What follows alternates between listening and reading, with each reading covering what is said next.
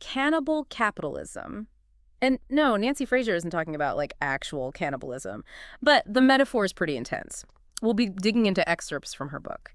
It's about how capitalism kind of eats its own tail. It's fascinating, right? Because Fraser goes way beyond just the economics. She shows how capitalism is tangled up with things like the environment, social reproduction, family, caregiving, that kind of thing. Even politics. So it's not just about money. Right. It's so much bigger than that. Okay, so when Fraser calls it cannibalistic, she's talking about four main processes: expropriation, exploitation, ecology, and the expropriable periphery. The four X's, she calls them. Like a recipe for, disaster, as you said. Exactly. So let's break those down. Exploitation, that's one we might be familiar with. Yeah, it's classic Marx, right? Yeah. The idea that workers are paid less than the value they create, that's exploitation, extracting surplus value. And surplus value just means profit in this context. Exactly. But Fraser, she takes it further. She says, okay, exploitation can't just exist on its own. It needs something to exploit. Which is where expropriation comes in. You got it. Taking things without payment or taking more than your fair share. Like, if a company pollutes a river so they can save money. Perfect example. They're basically expropriating the clean water, the clean air from everyone. And historically, you see this with things like, land enclosures, where common land was fenced off, people kicked out, all to benefit a few wealthy landowners. Exactly. Fraser's point is that this kind of expropriation, it's how capitalism gets the resources it needs to get going in the first place. Land, raw materials, even care work, which we'll talk about. So just to be clear, exploitation is squeezing the profit out of workers, and expropriation is getting the stuff you need on the cheap or for free to make that profit possible in the first place. You got it. And this leads us to the third X, ecology. Fraser argues that to capitalism, nature is like this infinite pile of stuff, free for the taking. But obviously there are limits. Right, and that's what you're seeing now with climate change, pollution. We're hitting those limits hard. Which is where that fourth X comes in, the expropriable periphery. Yeah, this is about how capitalism deals with the consequences of its own appetite. Because those consequences, they have to go somewhere. So instead of, say, dealing with the pollution from a factory, they just move it to a community that's less able to fight back. Exactly. Capitalism often shoves the costs of its endless growth environmental damage, exploiting cheap labor onto marginalized communities, often in the global south. It's like trying to outrun your own shadow, but it just keeps getting bigger. That's a great way to put it. And that's really the core of what Fraser's saying. This isn't sustainable. It's cannibal capitalism because it devours the very things it needs to survive: the workers, the environment, even democratic institutions. Okay, so how does this eating its own tail thing actually play out in the real world? Got an example? Absolutely. The 2008 financial crisis, a perfect example of how capitalism creates and then reacts to a crisis. So we've got capitalism creating these huge problems and then kind of dodging the fallout. But it gets even more messed up when Fraser talks about this glutton for punishment thing, how capitalism uses racial oppression. Right, and this is where things get really uncomfortable. Fraser argues that racism isn't just this unfortunate side effect of capitalism, you know? It's baked in. It's fundamental to how the whole thing works. You're saying it's not about, like, individual prejudice, but about the system itself being set up to, divide and exploit? Exactly. She talks about how capitalism historically creates this hierarchy of exploitation. So you've got your exploited, and historically this has often been, white workers getting at least some wages. And then you've got the expropriated, racialized populations denied fair compensation, pushed to the margins. And this isn't just ancient history, is it? Not at all. Think about the subprime mortgage crisis we were just talking about. Black and brown communities, they were targeted for those risky loans way more than anyone else. Led to tons of foreclosures. Devastating. Yeah, that's expropriation in action, for sure. Absolutely.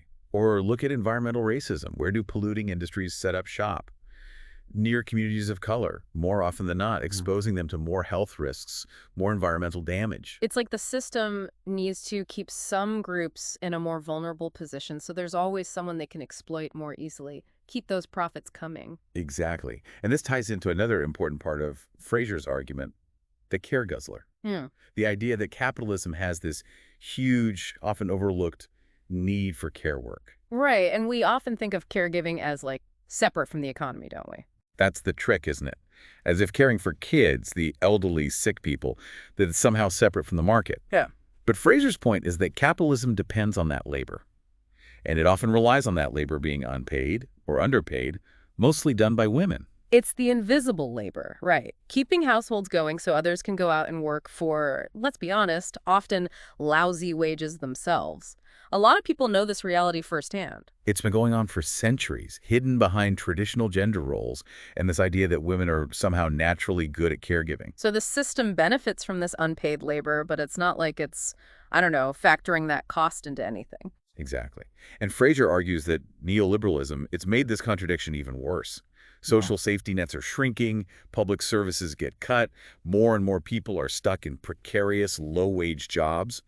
That means more pressure on families to figure out caregiving without enough support. Hence, the care crunch we hear so much about these days. It's like squeezing a balloon, the pressure's got to go somewhere. And usually it's families, especially the women in those families, who end up feeling it most. That's a good way to put it. But the care guzzler is just one part. Oh, Fraser also talks about capitalism's nature in the maw problem, basically, how it devours the environment, chasing endless growth. and we are seeing that. The environmental impact of capitalism is impossible to miss these days. It is. She does this whole historical breakdown of how capitalism has fueled its growth, from using animal muscle in the early days to the Industrial Revolution and its reliance on fossil fuels. Each shift bringing bigger consequences for the environment. It's like this desperate search for limitless power, even if it means burning the planet down to get it. Exactly. And that brings us to cheap natures, which is a big concept for Fraser. She argues that capitalism, it needs to extract resources from marginalized people and environments, often in the global south, to power economic expansion in wealthier nations. So it's not just about using things up, it's about who pays the price and who reaps the rewards. Exactly. Think about the rush for lithium for batteries or coltan for electronics, often coming from conflict zones or extracted under brutal conditions. It shows how unsustainable our whole model is. Yeah, this whole quest for grow or die, it's pushing up against the very real limits of what our planet can handle. And that leads to a crucial question. Can all this green capitalism stuff, with its focus on sustainable solutions, can it really fix the root of the problem? Or is it just a delay tactic? It's something a lot of people are wrestling with, and it gets to the heart of this tension that Fraser identifies between capitalism and democracy. She calls it the butchering of democracy. Basically, capitalism needs public power, but then it often undermines the very systems it relies on. So it's like capitalism wants to make all the rules, but then it wants to break them too when it's convenient, right? Yeah, that's the paradox. Mhm. And Fraser traces this tension through like every phase of capitalism, Mhm. from those early days of, laissez-faire, small government, all the way to when the government got more involved, and now with financialized capitalism. So are we saying that today's issues with democracy, are they just like another symptom of this built-in contradiction? Basically, yeah. Fraser argues that what we're seeing now, it's like the climax of this long, messy relationship between these two. Like financialized capitalism, it pushes this tension to the limit. We see power shifting away from, institutions that are accountable to us and towards these global financial markets, these massive corporations. Right. It's that whole governance without government thing, Yeah. right? These hugely powerful entities making decisions that affect us all, but we've got zero say in any of it. Exactly. And this drift towards, some people call it post-democracy, it's scary because it basically neuters our ability to deal with these crises that capitalism is creating. So we're stuck. Capitalism makes these massive problems, but then it also stops us from actually fixing them. It's a tough spot to be in. And what's wild is how the pandemic, it just threw all of this into such sharp relief. Yeah, it was a total wake-up call. Suddenly, you couldn't ignore the fact that we need strong public institutions, social safety nets to deal with a crisis like that. Just leaving it up to the free market, it clearly wasn't going to cut it. Totally. The pandemic, it showed just how fragile things have become. Decades of, cutting healthcare, privatizing essential services, chipping away at worker protections. It all added up. It makes you wonder if just like tweaking things here and there can really solve this. Yeah, that's the big question. And Fraser, she doesn't give us all the answers, but she does say we need to think bigger, bolder. She sees promise in what she calls a trans-environmental movement, one that links fighting climate change with fighting for social justice and actually revitalizing democracy itself. So it's about more than just trying to make capitalism a little less destructive. It's about totally rethinking how we relate to each other, to the planet, even to power itself.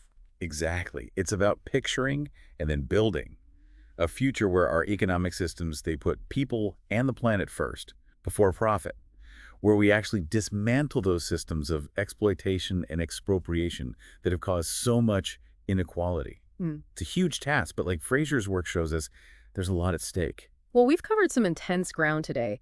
Cannibal capitalism. It's a powerful image and kind of a disturbing one, if we're being honest. But it's not about bumming everyone out. It's about getting us thinking critically, maybe even sparking some hope. Because, the first step to challenging these systems is understanding how deeply rooted they are. Fraser's work, it pushes us to ask some tough questions. Like, what kind of world do we want? And what are we willing to do to get there? If these systems are, in a lot of ways, a result of the choices we all make, then that means we can make different choices.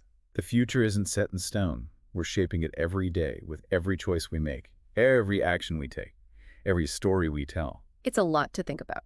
So until next time, keep asking those tough questions and keep looking for new paths forward.